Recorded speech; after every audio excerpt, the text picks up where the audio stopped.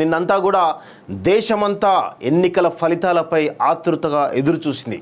వాస్తవంగా exit polls అంచనాలు కావచ్చు, లేదంటే బీజేపీ అధికారంలో ఉన్నటువంటి బీజేపీ పార్టీ నరేజ్ ఏదైతే బిల్డ్ చేసిందో 400 సీట్లు 400 పార్ అనేటువంటి నినాదాన్ని ఈరోజు పక్కకు పెట్టి ప్రజలు చాలా తక్కువ మ్యాండేట్ తోటి ఎన్డీఏ కూటమిని గెలిపించడం జరిగింది. దీనిలో భారతీయ జనతా పార్టీకి గతంలో అంటే 2019 ఎన్నికల్లో 303 సీట్లు ఇవ్వడం జరిగింది. కానీ ఈసారి ఎన్డీఏ కూటమి అంతా కలిపి కూడా ఈరోజు ప్రధానంగా కేవలం 240 సీట్లు మాత్రమే ఇవ్వడం జరిగింది. అందులో కూటమితో కలుపుకుంటే దాదాపు 288 నుంచి 288 సీట్లు ఇచ్చినట్టు చాలా స్పష్టంగా మనకైతే తెలుస్తుంది వాస్తవంగా. సో దీనిలో లాభపడ్డది ఏమైనా ఉన్నాయి అంటే అవి ఖచ్చితంగా ప్రాంతీయ పార్టీలు మాత్రమే.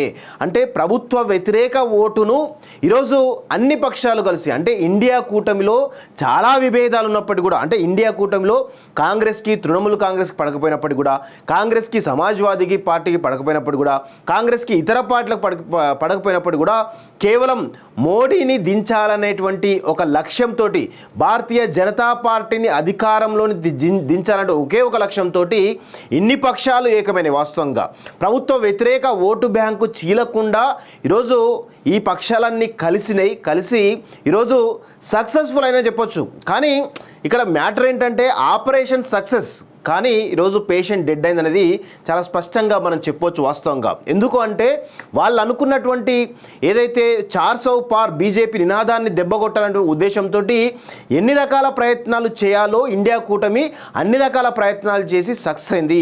ఒకవేళ 400 సీట్లు వస్తే ఇక్కడ ఖచ్చితంగా భారతీయ జనతా పార్టీ అనేకమైనటువంటి సంస్కరణలు తీసుకొచ్చేటువంటి అవకాశం ఉంటుంది. ప్రతిపక్షాలకు ఎక్కడ కూడా చోటు లేకుండా చేసేటువంటి అవకాశం ఉంటుంది. తర్వాత మన రాజకీయ భవిష్యత్తు మీద, మన రాజకీయ పార్టీల భవిష్యత్తు మీద ఈరోజు పెద్ద ఎత్తున దెబ్బపడే అవకాశం ఉందనేటువంటి ఒక ఆలోచనతోటి ఇండియా కూటమిలోని అన్ని పక్షాలు ఈరోజు ఏకమై భారతీయ జనతా పార్టీకి బోటాబోటి మెజార్టీ ఇవ్వడం జరిగింది. ఇక్కడ ఆపరేషన్ ఫెయిల్ అయింది. భారతీయ జనతా పార్టీ కావచ్చు, ఎన్డీఏ కూటమి సంబంధించిన ఆపరేషన్ ఫెయిల్ అయినప్పుడు కూడా ఈరోజు పేషెంట్ అనేవాడు బతికే ఉన్నాడనే విషయాన్ని ఈరోజు చాలా స్పష్టంగా, అంటే ఈరోజు ఒక రకంగా ఇండియా కూటమి హ్యాపీగా ఉండొచ్చు, కానీ అధికారం కోల్పోయింది అనే విషయం వాస్తవం. ఇంకొక వైపు అధికార పార్టీ ఈరోజు అధికారంలోకి మళ్ళీ రాబోతున్న సంతోషం ఉండొచ్చు, కానీ ఈరోజు బోటాబోటి మెజారిటీ తోటి ఈరోజు ఉండడం ఏదైతే ఉందో అది కొంత వాళ్ళకు అన్హ్యాపీ అనే విషయాన్ని మనందరం కూడా గమనించాల్సిన అవసరం ఉంది. వాస్తవంగా ప్రజలు అంటే ఒక నాయకుడు ఏకనాయకుడి యొక్క పెత్తనాన్ని ఏనాటికి కూడా భరించదు అనేది మరొకసారి నిరూపితమైంది. గతంలో ఇందిరాగాంధీ హయాంలో కూడా ఈరోజు పెద్ద ఎత్తున సంస్కరణలు కావచ్చు, పెద్ద ఎత్తున తమ ఇష్టానుసారంగా వ్యవహరిస్తే ప్రజలు తిరస్కరించారో ఆనాడు ఇందిరాగాంధీ లాంటి మహానాయకురాల్ని. అదేవిధంగా ఇప్పుడు కూడా మోడీ దేశంలో అనేకమైనటువంటి సంస్కరణలు కావచ్చు, అనేకమైనటువంటి ఒక ఎకనామికల్ స్థిరత్వం కావచ్చు, లేదంటే పాలన విషయంలో స్థిరత్వం కావచ్చు, అనేక రంగాల స్థిరత్వం తీసుకొచ్చినప్పటికీ కూడా ఈరోజు ఏకనాయకుడి పాలన అనేది భారతదేశానికి మంచిది కాదు అనేటువంటి ధోరణితోటి ఈరోజు మోడీని కొంత కంట్రోల్ చేసినట్టే ఈ యొక్క తీర్పు అనేది మనకు స్పష్టంగా వెలువడుతుంది అనేది చాలా స్పష్టంగా చెప్పవచ్చు. వాస్తవంగా భారతీయ జనతా పార్టీకి కూడా ఇదొక కనువిప్పు కలిగేటువంటి అంశంగా మనం చెప్పవచ్చు వాస్తవంగా. ఎందుకంటే మోడీ సరే తన చరిష్మా దేశవ్యాప్తంగా ఉండొచ్చు, తన చరిష్మాతోటి 290 సీట్లు రావచ్చు కాక, కానీ ఈరోజు అసలు మోడీ పక్కన పెడితే భారతీయ జనతా పార్టీ యొక్క భవిష్యత్తు ఏంటి అనేది ఒక్కసారి భారతీయ జనతా పార్టీ నాయకత్వం ఆలోచించుకోవాల్సినటువంటి అవసరం ఏర్పడింది. ఈరోజు మోడీ కనుక రాజకీయాల నుంచి తప్పుకుంటే భారతీయ జనతా పార్టీకి స్థిరమైనటువంటి నాయకత్వం ఉండదా అనేటువంటి ఒక ఆలోచన, ఒక డిబేట్ ఈరోజు భారతీయ జనతా పార్టీలో జరగాల్సిన అవసరం ఉందనేది ఖచ్చితంగా జరగాల్సిన అవసరం ఉందనేది చెప్పొచ్చు వాస్తవంగా. అయితే మోడీ అనేటువంటి ఒక ఫిగర్ తోటి భారతీయ జనతా పార్టీ ఈరోజు మరొకసారి తిరిగి అధికారంలోకి రావడం జరిగింది. మోడీ ఒక్కడే ఈరోజు దేశవ్యాప్తంగా 200కు పైగా బహిరంగ సభలు కావచ్చు, లేదంటే 80కి పైగా అన్ని అంటే ప్రాంతీయ ఛానళ్లతో కలిపి 80కి పైగా ఇంటర్వ్యూలు కావచ్చు, ఇవన్నీ వెరసి ఈరోజు ప్రధానంగా భారతీయ జనతా పార్టీ మోడీ మీద ఏ విధంగా ఆధారపడిందో ఒక్కసారి అర్థం చేసుకోవాలి. అందుకే నాయకత్వం అనేది ఖచ్చితంగా ఈరోజు ఖచ్చితంగా డీసెంట్రలైజ్ ఉండాల్సింది వాస్తవంగా. కానీ ఒక నాయకుడి మీద డిపెండ్ అయితే రేపు ఫలితాలు తారుమారైతే పార్టీల యొక్క భవిష్యత్తు ఏంటనేది ఒక్కసారి ఆలోచించుకోవాల్సిన అవసరం ఉంది. వాస్తవంగా భారతీయ జనతా పార్టీకి ఈ ఎన్నికలు కొంత కనిపింపు కలగాలి. తాము అంటే ఏదైతే అధికార మదం కావచ్చు, అధికారంలో ఉన్నటువంటి ఒక విర్రవీగుతున్న వీరందరూ కూడా ఈరోజు ఖచ్చితంగా వాళ్ళని ప్రజలందరూ కూడా భూమి మీద నిలబెట్టారనేది చాలా స్పష్టంగా ఎన్నికలు స్పష్టం చేసినది మనందరం కూడా గుర్తుపెట్టుకోవాలి వాస్తవంగా.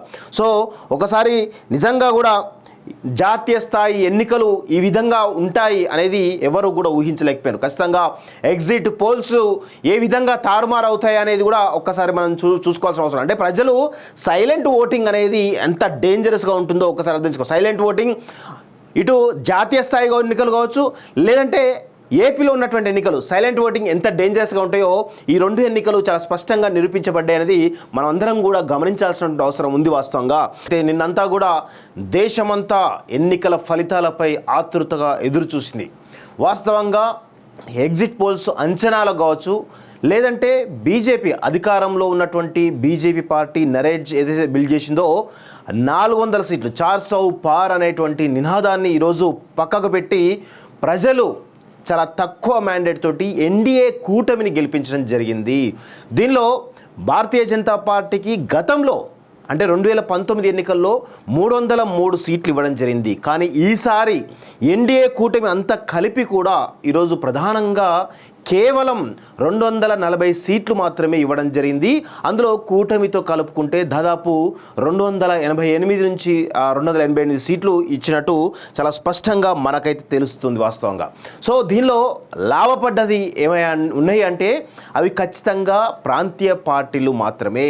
అంటే ప్రభుత్వ వ్యతిరేక ఓటును ఈరోజు అన్ని పక్షాలు కలిసి, అంటే ఇండియా కూటమిలో చాలా విభేదాలు ఉన్నప్పటికీ కూడా, అంటే ఇండియా కూటమిలో కాంగ్రెస్కి తృణమూల్ కాంగ్రెస్కి పడకపోయినప్పటికీ కూడా, కాంగ్రెస్కి సమాజ్వాదీకి పార్టీకి పడకపోయినప్పుడు కూడా, కాంగ్రెస్కి ఇతర పార్టీలకు పడకపోయినప్పుడు కూడా కేవలం మోడీని దించాలనేటువంటి ఒక లక్ష్యంతో, భారతీయ జనతా పార్టీని అధికారంలోని దించాలంటే ఒకే ఒక లక్ష్యంతో ఇన్ని పక్షాలు ఏకమైన వాస్తవంగా ప్రభుత్వ వ్యతిరేక ఓటు బ్యాంకు చీలకుండా ఈరోజు ఈ పక్షాలన్నీ కలిసి ఈరోజు సక్సెస్ఫుల్ అయినా చెప్పొచ్చు. కానీ ఇక్కడ మ్యాటర్ ఏంటంటే ఆపరేషన్ సక్సెస్, కానీ ఈరోజు పేషెంట్ డెడ్ అయింది అనేది చాలా స్పష్టంగా మనం చెప్పొచ్చు వాస్తవంగా. ఎందుకు అంటే వాళ్ళు అనుకున్నటువంటి ఏదైతే 400 పార్ బీజేపీ నినాదాన్ని దెబ్బకొట్టాలనే ఉద్దేశంతో ఎన్ని రకాల ప్రయత్నాలు చేయాలో ఇండియా కూటమి అన్ని రకాల ప్రయత్నాలు చేసి సక్సెస్ అయింది. ఒకవేళ 400 సీట్లు వస్తే ఇక్కడ ఖచ్చితంగా భారతీయ జనతా పార్టీ అనేకమైనటువంటి సంస్కరణలు